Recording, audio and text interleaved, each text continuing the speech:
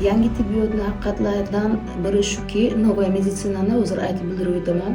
Numerologiya 0 dan boshlanadi.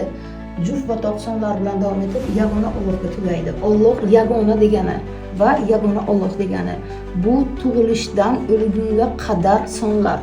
Bu sonlar hayot oxiri bo'lsa, bunisi hayot boshi bo'lsa, ayolda bachadoni bilan 6 bo'ladi, erkakda 5 ta uchburchak shaklida. Bu 6 bilan 5 11 vaqt sonini qo'shilish bilan olib keladi va yaratadi.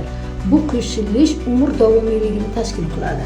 Bu deganiki 5 bilan 5 qo'shilsa agar 10 sonini tashkil qiladi. Bu erkak bilan erkak degani. 6 bilan 6 qo'shilsa agar 12 sonni tashkil qiladi.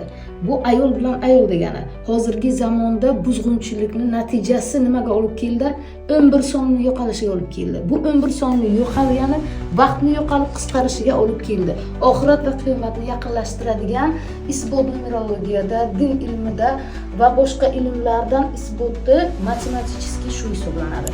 Xatoliklarni tuzatish bizani umrimizni uzoq bo'lishiga, taqdir vaqt soatini o'zimizga qaytarilishiga sabab bo'ladi. Bu deganiki 5 bilan 5 ni 6 bilan 6 ni qo'shilishini to'xtatish va ana bu 5 bilan 6 qo'shilishini qonuniyligini, halolligini ta'minlash insonlarni tirikchiligini, vaqtini, umrini uzaytirishiga olib keladi. Sizga obuna bo'ling, ilmlarimiz davom etadi.